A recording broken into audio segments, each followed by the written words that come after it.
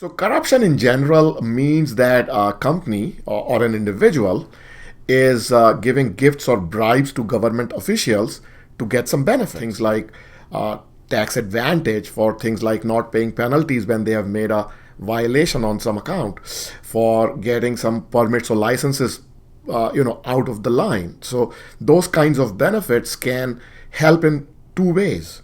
First, you can be quick to market because you are short circuiting the process. In a bureaucratic system, there's a lot of red tape. You are basically managing to cut the red tape.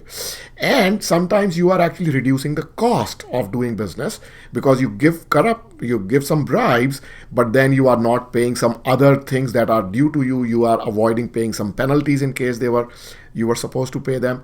So you might bring the cost and therefore the price of your product. So our goal was to look at the antecedents, right? Why would a company engage in corruption? Why would a company engage in HR training? So we had some ideas about HR training, that companies, you develop a pool of talent. That's what HR training is. But beyond that, we did not have an understanding that actually it can be a competitive action.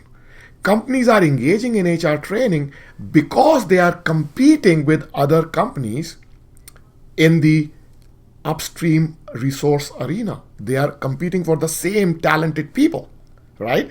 And so who is able to retain will be the winner.